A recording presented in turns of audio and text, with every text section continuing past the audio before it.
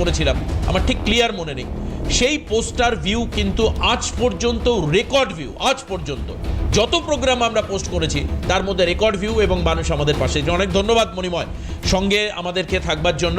আমার সেই দিনের সহকর্মী মণিময় সেই সময়ও ছিল, অনেকেই এখন রয়েছেন চ্যানেলে যারা সেই দিনেও ছিলেন, অনেকে নতুন এসছেন তারা সেই দিনের সাক্ষী নন, অনেক অন্য চ্যানেলে রয়েছেন, তারাও জানেন যে কি সত্যি আর কি মিথ্যা। আসুন আমি শুভজিতের কাছে আসি। শুভজিৎ সেই সময় টানা আমাদের প্যানেল অ্যাটেন্ড করেছেন, বাম মুখপাত্র শুভজিৎ সরকার। শুভজিৎ প্লিজ। দেখো, তোমাদের চ্যানেল এই সময়ে কঠিন পরিস্থিতিতে সত্যিকারের খবর পরিবেশন করেছে, দেখিয়েছে, এবং আমি আশা করব তোমরা এখনও সেটা করবে। কিছুটা খামতি আমার লাগছে, আশা করবো সে খামতি কেটে যাবে। দুই হচ্ছে, দেখো ওই আমফানের সময় তোমাদের নিশ্চয়ই মনে থাকবে, আমরা নিজেরা একাধিকবার ওই আমফান যে কবলিত এলাকাগুলো ছিল সুন্দরবনের বিভিন্ন জায়গায় আমরা গেছি। সব জায়গায় যে পেরেছি তেমনটা নয়, কারণ আমরা তো অতটাও রিসোর্সেস ছিল না, যতটা রিসোর্সেস ছিল সে জায়গায় আমরা গেছি। কিন্তু আমরা এটা নির্দিষ্টভাবে দেখেছি, আমরা তো পৌঁছাতে পারলাম তাও বেশ কিছুদিন পর। হ্যাঁ, কান্তি গাঙ্গুলি ফার্স্ট ডে প্রথম গিয়ে পৌঁছলেন, প্রথম দিন, এটা জেনারেল ব্যাপার। ঝড়ের আগে কান্তি আসে, একটা প্রবাদ আছে সুন্দরবনে, তো উনি চলে যান, উনি আমফান হওয়ার আগেই উনি পৌঁছে গেছিলেন। কিন্তু আমরা যারা ছাত্র যুব আন্দোলন করি, আমরা কদিন পর আমরা যেতে সম্ভব হয়েছিল, যাতায়াত ব্যবস্থাও তো পুরো যাতায়াত ব্যবস্থা নষ্ট হয়ে যায়। তারপরে যেগুলো দেবো সেগুলো তো জোগাড়ও করতে হবে, সেগুলো অর্থ ফর্থ বুঝতেই পারো, সরকার তো আমরা নেই, বিরোধী দলে থাকলে যা হয়। তারপরে আমাদের তো আবার ওই কর্পোরেট ফান্ডিংয়ের পার্টি নয়, আমাদের কৌটো নাড়িয়ে টাকা তুলতে হয়, যে মানুষ যেভাবে দিয়েছে সেভাবে যা করার করেছি। সেখান থেকে আমি এমন জায়গায় গিয়ে দেখেছি যেখানে সরকারি পরিষেবা মানে পৌঁছায়নি লিটারালি, কিন্তু পরবর্তীকালে দেখা গেছে সেখানে সরকারি পরিষেবার নামে খাতে নাকি টাকা ঢুকেছে। সরকারি পরিষেবার নামে খাতে টাকা ঢুকছে, এদিকে যাদের জন্য টাকা দেওয়ার কথা সেই টাকা তারা পাচ্ছে না। মানে এলাকার যিনি সাংসদ, যিনি বিধায়ক, যিনি পৌর প্রতিনিধি বা পঞ্চায়েতের মেম্বার, পৌরসভা ওখানে নেই, পুরো পঞ্চায়েত, তারা এই টাকাটাকে ভাগ করে দিয়েছে, সরিয়ে দিয়েছে। এবং আরও মানে তোমার ভয়ানক লাগবে, এটা এমন হয়েছে যে তুমি পুরুলিয়ার ইনস্ট্যান্স তুললে, এটা কিন্তু খালি আমফানকে কেন্দ্র করে নয়, তুমি যদি 100 দিনের কাজের ইতিহাস মানে দেখো, মানে টাকাগুলোর হিসাব দেখো, বা ওই যে বাড়ি প্রধানমন্ত্রী আবাস যোজনার যে বাড়ির টাকা দেখো, ওখানে এমন ইনস্ট্যান্স আমরা দেখি, তোমার চ্যানেলে বসে শো করেছি, যে বাড়ি হয়তো হয়নি কিন্তু বাড়ির টাকা এসে গেছে, পুকুর কাটার কাজ হয়নি, সেই টাকা হয়তো চলে গেছে, যে পুকুর কাটার নামে 100 দিনের কাজ হয়েছে, এগুলো হয়েছে। কিন্তু সব থেকে খারাপ লাগার বিষয় কি জানো, এই কাজের সঙ্গে যুক্ত থাকা যে ব্যক্তিগর্বরা ছিল, যারা একটা সময় প্রদীপ্তদার পাশে বসতো, তারা এখন গিয়ে পলাশবাবুদের পাশে বসছে, পলাশবাবুদের পাশে গিয়ে বসছে, মানে প্রদীপ্তবাবুদের সঙ্গে বসতো। প্রদীপ্তবাবুরা এখনো তাদের আমি সম্মান করি, তাদের রাজনৈতিক যে ভাবনা চিন্তাকে আমি সম্মান করি। তারা তো নিশ্চয়ই 5 পয়সা মারেনি বলে আজকে এখনো এই জায়গায় বসে আছে, রাজনীতি করছে। কিন্তু পলাশবাবুদের মতো লোকেরা যারা সত্যি সৎ, মানে একদম দূরদিনের বিজেপি রাজনীতির সঙ্গে, আমি ওনাদেরকেও সম্মান করি, কারণ ওনার প্রথম দিনের বিজেপির সাথে যুক্ত। কিন্তু এই যারা লোকেরা এইসব চুরি চামারির সঙ্গে যুক্ত, আমফানের পয়সা মেরেছে, লুট করেছে, কেউ ভালো তৃণমূল হয়েছে, কেউ এনসিপিআই হয়েছে, কেউ আরো অন্য কিছু হয়েছে, এরা এখন কিন্তু পলাশবাবুদের দলে গিয়ে নাম লেখাচ্ছে, এবং তারা কিন্তু বেশ ভালোভাবেই আছে। এখন সেটা তো হওয়াটা সম্ভব না, কারণ 2020 সালে রাজ্যের মুখ্যমন্ত্রী কোন দলটা করতো? কোনোভাবে নিও না। 2020 সালে আমাদের রাজ্যের মুখ্যমন্ত্রী যিনি রয়েছেন, তিনি বিজেপির এখন মুখ্যমন্ত্রী, তিনি তো নিজে তৃণমূলের নেতা ছিলেন, মন্ত্রী ছিলেন বোধহয়, আমি ভুল না করলে। তাহলে তো আমফান দুর্নীতি যদি তোমায় যদি বলতে হয়, তৃণমূলকে যদি দোষ দিতে হয়, যেটা দেওয়াটা স্বাভাবিক ব্যাপার, পবিত্রতাকেও নিশ্চয় নিতে হবে, পবিত্রতাকে যে এটা ওই সময় হয়েছে, তাহলে তো শুভেন্দু অধিকারীকেও নিতে হবে। তাহলে একটা কালেকটিভ ডিসিশন, যখন চুরি হয়েছে নাকি দুর্নীতি হয়েছে বলে উনি নিজে বাঁচবেন, বাকিরা ভোগে যাক, এই জন্য পালিয়েছে, এটা হতে পারে, সেটা পারসেপশন আছে অনেক ধরনের। এখন আমার খারাপ লাগে তোমাকে এখন ওনাকে ডিফেন্ড করতে হচ্ছে, মানে চোরকে ডিফেন্ড করতে হচ্ছে, এটাও খারাপ দিক, তোমার মতো সৎ লোককে।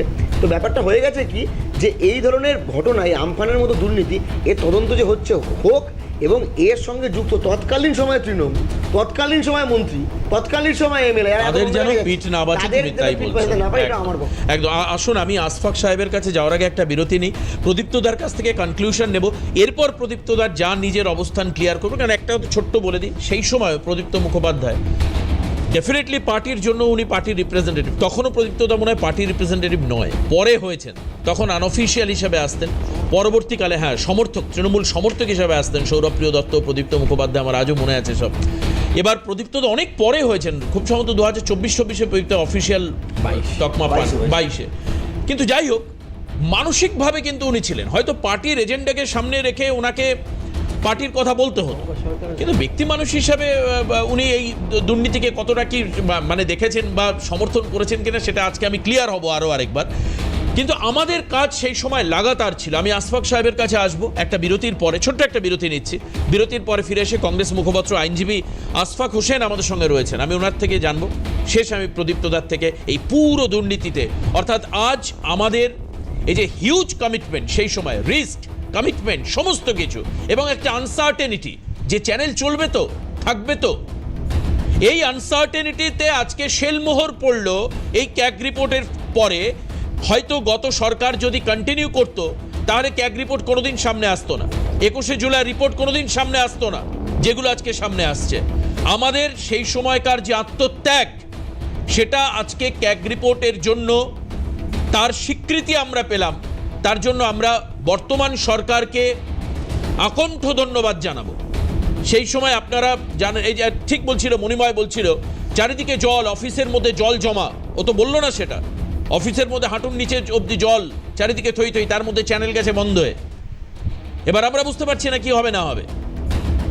দেখতেই পাচ্ছেন সেই ছবি। আমরা এই পোস্ট করেছিলাম রাজরোষে সিএন, দেখুন চ্যানেল সম্প্রচার আগের মতো চলছে, আমরা সোশ্যাল মিডিয়ার মাধ্যমে তখন চালাচ্ছিলাম, দেখতে পাচ্ছেন আপনারা ছবি। আসুন একটা বিরতির পর ফিরে আসছি। আজকে প্রমাণিত হলো ক্যাগ রিপোর্টের পরে আমফানে বেলাগাম, একদম শুভজিৎ ঠিক বলেছে, যে এর পরে তদন্ত করে সবাই অবধি আইনের হাত পৌঁছছে না। কিন্তু মান্নান সাহেব আমাদের অফিসে এসেছিলেন, আমাদের অফিস এই ক্যাম্পাসে এসেছিলেন মান্নান সাহেবকে আমরা জিজ্ঞেস করেছিলাম যেটা হচ্ছে আপনার কি মনে হয়, উনি বলেছিলেন খুব ভালো হচ্ছে, আপনারা যেটা করছেন দেখেন চালিয়ে যেতে পারেন কি না, খুব ভালো হচ্ছে। এবং আমি আবারও আরেকবার রিপিট করি, 2020 সালে যারা পরবর্তীকালে বিভিন্ন চ্যানেল আছে যারা বর্তমান মানে আগের সরকার মানে তৃণমূল সরকারের বিরোধিতা করেছেন, পরে চিৎকার করে বলেছেন তারা, একদম বাস্তব। কিন্তু 2020 সালে সেই চ্যানেল তখনও মার্কেটে ইন্ট্রোডিউসই হয়নি। আমরাই প্রথম চ্যানেল যারা গত শাসক দলের বিভিন্ন দিকের সমালোচনা, যুক্তিযুক্ত সমালোচনা আমরা শুরু করি, এবং সেই জন্য রাজরোষটা আমাদের উপর বেশি ছিল। এবং আজও পরবর্তীকালে হয়তো খানিকটা ব্যাপারটা স্বাভাবিক হয়, কিন্তু ওনারা সেই প্রসঙ্গ তুলে বারবার করে খোঁটা দিয়েছেন আমাদের, বিভিন্ন ম্যানেজমেন্টকে, বিভিন্ন লোককে, বিভিন্ন অ্যাঙ্কার্সকে, বিভিন্ন সময়। এবং তৃণমূল থাকার সময় তো আমরা ফোনই পেতাম না। এই যে কোনো একটা খবর ঘটলে যে ফোন নিতে হয়, ফোনও আমরা বলি, অনেক নেতা ফোনই তুলতো না। জয়প্রকাশ মজুমদারের মতো লিডার এখন ধরবো না, এখন ব্যস্ত আছি বলতেন। জয়প্রকাশ মজুমদার তখনও পাননি, কিন্তু জয়প্রকাশ মজুমদার আমাদের এখানে বিজেপি থাকাকালীন দীর্ঘদিন বসে গিয়েছেন, এখানে আমাদের প্যানেল অ্যাটেন্ড করেছেন, পরে করেননি উনি আর। তো সেই লেভেলে ছিল রাজরোষটা। আমি আপনার কাছে আসি, মান্নান সাহেব বা অধীরবাবু সেই সময় উপদ্রুত এলাকায় এসে, আমার আজও মনে আছে হালকা হালকা, যতটুকু মনে আছে আজ থেকে 6 বছর আগের কথা। আমাদের কাজ এবং এই দুর্নীতি এবং গণতন্ত্রের কণ্ঠরোধ, এই সব বিষয় নিয়ে আপনার কি মনে হয় এবার এই তদন্ত কিভাবে এগোনো উচিত বলে একজন আইনজীবী হিসাবে, আমি কংগ্রেস রিপ্রেজেন্টেটিভ বলবো না, আইনজীবী হিসাবে আপনার মনে হয় কিভাবে যাবে, কি হবে? দেখুন, একটা সাংবাদিকদের যে কাজ, সংবাদ মাধ্যমের কাজ হচ্ছে যেই সরকারে থাকুক না কেন, সে যে কোনো পার্টিরই সরকার থাকুক না কেন, সরকারের যে ভুলগুলো এবং সরকারের যে অন্যায়গুলো সেটাকে আঙ্গুল দিয়ে দেখিয়ে দেওয়া। তো ক্যালকাটা নিউজকে আমি সাধুবাদ জানাই যে ক্যালকাটা নিউজ সেই অন্যায়টাকে সেই সময় দেখিয়েছেন, এবং সেই দেখানোর জন্য যে সরকারের পক্ষ থেকে যে চ্যানেলের উপর আক্রমণ হয়েছে তবু সারভাইভ করেছে চ্যানেল এবং লড়াইটা চালিয়ে গিয়েছে। তো এটাতে সাধুবাদ অবশ্যই জানাই, কারণ জার্নালিজমের কাজই হচ্ছে সরকারকে আয়না দেখানো এবং সরকারের ভুল ত্রুটিগুলোকে তুলে ধরা। এবং আমি ব্ল্যাক দেওয়া নয়, একদম শুধুমাত্র ব্ল্যাক দেওয়া নয়, দুর্গাপুরে আমি গেছি নিজে, ওবি ভ্যান ভাঙচুর করে আমার গলা কেটে দেওয়ার জন্য দীর্ঘ প্রায় 4 ঘন্টা রাস্তা দুর্গাপুরে আমাকে দাঁড় করিয়ে রেখেছে, এবং আমার এই কোমরে ছুরি ধরা রয়েছে, ধারালো ছুরি, আমার আজও মনে আছে। ওবি ভ্যান আমাদের ভাঙচুর করে, ঠিক আছে, তৃণমূল পরিচালিত সরকার সেই সময়। আমাদের রিপোর্টারকে তাড়া করে ভাঙড়ে জলের মধ্যে পড়ে গেছে প্রায় গাড়ি নিয়ে, ক্যামেরা ভেঙে তছনছ করে দিয়েছে, বুম লুটপাট করে নিয়ে চলে গেছে। এই ঘটনা ঘটেছে, একের পর এক ইনস্ট্যান্স ঘটেছে আমাদের সঙ্গে। গাড়ি ভেঙে দিয়েছে আমাদের খুব সম্ভবত রাজা মনে হয় রিপোর্টার ছিল, উত্তর দিনাজপুরের ওইদিকে ভোট কভার করতে গিয়ে অনেকেরই গাড়ি ভাঙে, কিন্তু আমরা টার্গেট আমার আজও মনে আছে, শুভজিৎ প্রদীপ্তদার মনে থাকতে পারে বা পলাশের, আমরা 2021 সালের বিধানসভা কভার করি লোগো ছাড়া বুম নিয়ে, কারণ লোগো দেখলেই আমাদের মারবে, এবং গাড়িতে নির্দিষ্ট চ্যানেলের যে লোগো সেটাও রাখা যেত না, এবং আমাদের গাড়িতে সিএনএর পুরো কভার দেওয়া ছিল। সেই কভার আমার আজও মনে আছে অফিসের সামনে সেই সব জল দিয়ে ধুয়ে তুলে ফেলা হলো ভোটের আগে, এবং গাড়ি তো বার করতে হবে। সংখ্যাগরিষ্ঠ গ্রামগুলোতে দেখবেন একটাই রাস্তা সেখানে যাওয়ার, এবং সেই রাস্তাগুলোতে তৃণমূলের ছেলেদেরকে দাঁড় করিয়ে রাখা হতো, কোন গাড়ি আসছে কারা আসছে সেটাকে তদন্ত করা যায় দেখার জন্য। যদি চ্যানেলের গাড়ি হতো ওখানেই আটকে দেওয়া হতো। এই লুম্পেনিজম অন্য কোনো সময় হয়নি, আমি তো বলছি। বামেদের কিছু অংশ আমার মনে আছে, তার পরবর্তীকালে এই যেটা ইনস্ট্যান্স সদ্য হলে তো শুভজিৎ তার জন্য লজ্জিত একটু বলছে, এটা আমাদের মানে কাজ নয়। নিটের জন্য আন্দোলন হচ্ছে, এখানে উগ্র মানে মানসিকতার লোকজন ঢুকিয়ে দেওয়াটা এটা বাম কালচার নয়। যাই হোক, সেটা ওর দাবি, ও বলবে ওর মতো করে। দাদা প্লিজ, আশফাক সাহেব। হ্যাঁ, না সত্যি এটা খুব দুর্ভাগ্যজনক যে একটা সংবাদ মাধ্যম যখন সরকারকে তার ভুলগুলো, এবং ভুল শুধু না তার অন্যায়গুলো তুলে ধরে, এবং এটা জনস্বার্থে মানুষের জনগণের হয়ে যে জনগণের কথা বলে, তখন তার উপর যে আক্রমণাত্মক ভাবনা, তার কর্মফল তারা পাচ্ছে। কিন্তু আমার প্রশ্ন হচ্ছে যে এই যে কেকের রিপোর্ট কিন্তু খুব গুরুত্বপূর্ণ রিপোর্ট। কেক একটা সাংবিধানিক সংস্থা, এবং এই রিপোর্টের বেসিসে আমার মনে হয় সরকারকে মানে আনবায়াসড হয়ে যে সরকারের পক্ষে চলে আসবে কিছু তৃণমূল সেই সময় দুর্নীতিবাজগুলো, এবং সরকার তাদেরকে প্রোটেকশন দেবে, এরকম যেন না হয়। আমরা চাইছি যে সরকার সঠিকভাবে প্রত্যেকটা দুর্নীতিবাজদেরকে ধরে তাদেরকে প্রপারলি যে আইনত সাজা, সেই সাজা তার পৌঁছানোর জন্য ইনভেস্টিগেশন এজেন্সিগুলো কাজ করুক, এবং সেটা প্রপারলি হোক, আনবাইসড ম্যানারে মানে হোক, বাইসড যেন এটা না হয়ে যায়। কারণ আমি কেন বলছি,